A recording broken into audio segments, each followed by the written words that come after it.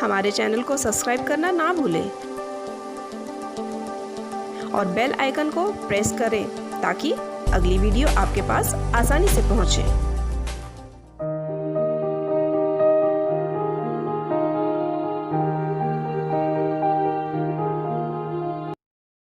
स्वागत है आप सभी का मेरे YouTube channel study with Sharika में। यह वीडियो शिक्षक पात्रता परीक्षा के लिए अतिशय महत्वपूर्ण है। इस वीडियो में हम कुछ प्रमुख दार्शनिक व मनोवैज्ञानिकों की संपूर्ण जीवन काल को शॉर्ट में और आसान तरीके से समझेंगे, अर्थात उसके ऊपर हम चर्चा करेंगे। तो हम चलते हैं अब। प्रमुख दार्शनिक जो हैं वे हैं प्लेटो। इनका जो काल है वह 427 से 348 ईसा पूर्व है। यह सुकरात के शिष्य हैं। प्लेटो ने शिक्षा का मुख्य उद्देश्य सत्य का साक्षात्कार बताया है। शिक्षा प्रणाली में अनुकरण को विशेष महत्व इन्होंने दिया है। इनकी प्रमुख पुस्तक है रिपब्लिक। उसके बाद अगले दार्शनिक है अरस्तु। इनका काल है 384 से 322 ईसा पूर्व। यह प्लेटो के शिष्य थे। इन्होंने दर्शन शास्त्र की शाखा के रूप में आत्मा का अध्ययन अर्थात प्राचीन मनोविज्ञान का सूत्रपात किया। अरस्तु का सिकंदर यह शिष्य था। इसके बाद है अगले दार्शनिक रूसो। यह प्रकृतिवादी दार्शनिक हैं। इनका काल है 1712 से 1778 ईस्वी सन। इन्होंने शिक्षा में मनोवैज्ञानिक आंदोलन का सूत्रपात किया है। इन्हें तानाशाह का जनक भी कहते हैं। इन्होंने ईमेल, यह अपनी एक किताब में ईमेल नामक बालक और सोफी नामक बालिका की शिक्षा व्यवस्था का वर्णन किया है। इनके मेजर बुक्स हैं social contract, second discourse, Emile. Rousseau वह व्यक्ति था जो कि प्रत्येक व्यक्ति को स्वतंत्र देखना चाहता था, अर्थात यह प्राकृतिक स्वतंत्रता का समर्थक रहा है। रूसो के अनुसार मनुष्य स्वतंत्र पैदा होता है, लेकिन विभिन्न बंधनों में वह जकड़ा हुआ होता है। इसके बाद अगले दार्शनिक है महात्मा गांधी, जिनका नाम है मोहनदास करमचंद गांधी। इनकी नागरिकता भारतीय है। इनका जन्म 2 अक्टूबर 1869 है। इनकी मृत्यु 30 जनवरी 1948 है। बेसिक शिक्षा पर इन्होंने जोर दिया। 1937 में मातृभाषा के माध्यम से इन्होंने बेसिक शिक्षा लाई। इन्होंने शिक्षा का अर्थ बताया कि बालक अथवा मनुष्य के आत्मा, शरीर और बुद्धि का सर्वांगीण और सर्वोत्तम विकास ही शिक्षा होता है। इसके बाद अगले मनोवैज्ञानिक है E.L. थॉर्नडाइक। यह व्यवहारवादी मनोवैज्ञानिक है। इनका नाम है एडवर्ड थॉर्नडाइक। इनकी नागरिकता है संयुक्त राज्य अमेरिका। इनका जन्म है 31 अगस्त 1874। इनकी मृत्यु 9 अगस्त 1949 है। इनका जो कार्य क्षेत्र है वह टीचर्स कॉलेज, कोलंबिया विश्वविद्यालय है। इन्होंने जो प्रमुख योगदान दिए हैं वे हैं पशु व्यवहार एवं अधिगम प्रक्रिया के क्षेत्र में इन्होंने अधिकतर कार्य किया है। इन्होंने बिल्लियों, कुत्तों, मुर्गों पर विभिन्न तरह की पहली बॉक्स के द्वारा प्रयोग किए थे। अपनी बिल्लियों के लिए 15 बॉक्स, कुत्तों के लिए 9 बॉक्स तथा मुर्गियों के लिए 3 बॉक्स इन्होंने तैयार किए थे। आधुनिक शिक्षा मनोविज्ञान के जनक एवं प्रथम शैक्षिक मनोवैज्ञानिक के रूप में यह प्रचलित है। मनोविज्ञान से संबंधित शोधों में पशुओं पर प्रयोग करने वाले प्रथम मनोवैज्ञानिक इन्हें माना जाता है। इन्होंने SR का सिद्धांत या अधिगम का संबंध सिद्धांत प्रतिपादित किया है। इन्होंने अधिगम के क्षेत्र में 3 मुख्य तथा 5 गौण प्रकार के नियम दिए हैं। इनकी प्रमुख रचनाएं हैं educational psychology 1903, the element of psychology 1905, animal intelligence 1911, the teachers world book 1921, the measurement of intelligence 1972, the psychology of wants interacted attitudes 1935, introduction of the theory of mental and social measurement 1940, the psychology of arithmetic 1922।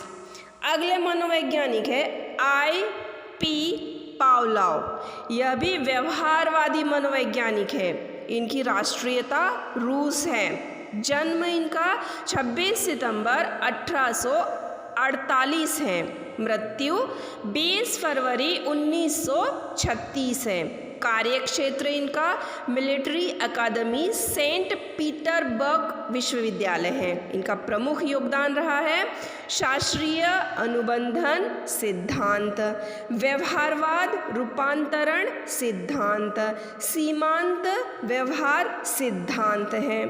Pavlov के अधिगम के सिद्धांत को प्रयोगात्मक स्नायु विकृति का सिद्धांत भी कहते हैं। इन्हें प्रमुख जो पुरस्कार मिले वह नोबेल पुरस्कार 1904 में मिला। इनका प्रमुख प्रयोग कुत्ते पर है। मूलतः वह पाचन क्रिया पर उन्होंने कुत्ते पर प्रयोग किया था। इन्होंने लिपजिंग विश्वविद्यालय में जाकर प्रसिद्ध शरीर क्रिया विज्ञानी लुडविग से शिक्षा प्राप्त की थी एवं इनके सिद्धांत को CR/CC का सिद्धांत भी कहते हैं। इनकी प्रमुख रचनाएं हैं the experimental psychology, psychology of animals 1904। इसके बाद अगले मनोवैज्ञानिक है वुडवर्थ। यह भी व्यवहारवादी मनोवैज्ञानिक है। इनका जन्म 17 अक्टूबर 1869 को हुआ है। इनकी मृत्यु 4 जुलाई 1962 को हुई है। इनकी राष्ट्रीयता संयुक्त राज्य अमेरिका है। इनका प्रमुख योगदान प्रेरक मनोविज्ञान है। यह मनोविज्ञान में प्रेरणा को महत्व देते हैं, अर्थात ये इसके समर्थक रहे हैं। इन्होंने मनोविज्ञान गत्यात्मक मनोविज्ञान माना जाता है। इनका जो भी मनोविज्ञान है उसे गत्यात्मक मनोविज्ञान कह के पुकारा जाता है। इस मनोविज्ञान का जन्म कोलंबिया विश्वविद्यालय में हुआ था। इन्होंने अध्ययन का प्रारंभ उद्दीपक से न मानकर विभिन्न प्रकार की अनुक्रियाओं के आधार पर माना एवं इन्होंने माना कि उद्दीपक के अलावा एक प्राणी भी अति महत्वपूर्ण कार्य कर सकता है। इन्होंने अपने जीवन काल में प्रमुख 6 रचनाएं लिखी, जिसमें प्रमुख है साइकोलॉजी 1929, डायनामिक्स ऑफ बिहेवियर 1929। उसके बाद अगले मनोवैज्ञानिक है जेन पियाजे। यह विकासात्मक मनोवैज्ञानिक है। इनकी राष्ट्रीयता स्विट्जरलैंड है। इनका जन्म 9 अगस्त 1896 है। मृत्यु 16 सितंबर 1980 है। इनके जो प्रमुख योगदान हैं वह देखते हैं। इन्होंने आज तक ज्ञानात्मक विकास के क्षेत्र में जितने भी शोध हुए हैं उनमें सबसे अधिक वैज्ञानिक एवं व्यवस्थित सिद्धांत इन्हीं का माना जाता है। इसीलिए इनको मनोविज्ञान की तीसरी शक्ति माना जाता है। इन्होंने संज्ञानात्मक विकास व संरचनावाद का सिद्धांत रचा है। ये आत्मकेंद्रितता व बौद्धिक विकास में स्कीमा का सिद्धांत इन्होंने बताया है। इन्होंने स्कीमा एवं स्कीमा जैसी अवधारणाएं भी हमारे सामने प्रस्तुत की है।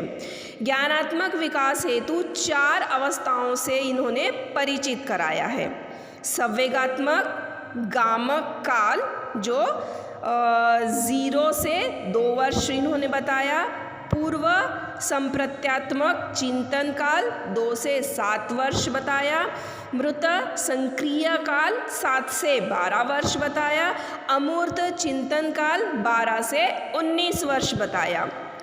इनकी प्रमुख रचनाएं हैं equilibration of cognitive structure, the central problem of intellectual development, the child's conceptional of the world, judgment and reasoning in the child, the language and thought of the child, the child's conceptional of physical causality, moral judgment of the child। अगले मनोवैज्ञानिक है Kohler. यह गैस्टॉलवादी मनोवैज्ञानिक हैं। इनकी राष्ट्रीयता Germany है। इनका जन्म 21 जनवरी 1887 को हुआ। मृत्यु 11 जून 1967 को हुई। इनका प्रमुख योगदान है जर्मन में मैक्स वर्दिमर, कोफ्ता और कोहलर ने सूझ या अंतर्दृष्टि का सिद्धांत या गैस्टॉल्ड सिद्धांत प्रतिपादित किया। गैस्टॉल्ड शब्द जर्मन भाषा का है जिसका अर्थ होता है समग्र या पूर्णाकार। इस सिद्धांत के अंतर्गत सुल्तान नामक वनमानुष पर प्रयोग किया गया। इनकी प्रमुख रचनाएं हैं the mentality of aseps, the place of value in a world of facts, Gestall's psychology, dynamics of psychology। अगले मनोवैज्ञानिक है कोफ्ता, कुर्त कोफ्ता। यह सन 1925 ईस्वी सन में जर्मन में वर्दिमर और कोहलर के साथ मिलकर गैस्टॉल मत के प्रतिपादन में इनका सहयोग रहा है। कोफ्ता को वर्दिमर तथा कोहलर ने अमेरिका में प्रकाशित साइकोलॉजिकल बुलेटिन लिखने के लिए कहा था। इसी के आधार पर कोफ्ता ने 1922 में एक शोध पत्र निकाला था जिसका शीर्षक था an introduction to Gestalt theory. इन्होंने प्रिंसिपल्स ऑफ गेस्टॉल साइकोलॉजी नामक पुस्तक का भी प्रकाशन किया था जो एक जटिल पुस्तक थी जो आम लोगों में कठिन थी। इसके बावजूद भी इस पुस्तक से इनकी लोकप्रियता काफ़ी बढ़ गई थी। अगले मनोवैज्ञानिक है B.F. स्कीनर। यह मौलिक व्यवहारवादी मनोवैज्ञानिक है। इनका जन्म 20 मार्च 1904 में हुआ। इनकी मृत्यु 18 अगस्त 1990 में हुई। इनकी नागरिकता संयुक्त राज्य अमेरिका है। इनका कार्यक्षेत्र मिनीसोटा विश्वविद्यालय, इंडियाना विश्वविद्यालय, हार्वर्ड विश्वविद्यालय रहा है। इन्होंने विभिन्न क्षेत्रों में चूहों पर प्रयोग किया था, इसीलिए एक स्कीनर बॉक्स का भी इन्होंने निर्माण किया था। हालांकि स्वयं स्कीनर ने इस बॉक्स का नाम RS क्रिया प्रसूत रखा था। 1940 के दशक में अपना ध्यान चूहों से हटाकर इन्होंने कबूतर की तरफ ले गया था। सर्वप्रथम इन्होंने अधिगम के सिद्धांत में एक मापनी का प्रयोग किया था।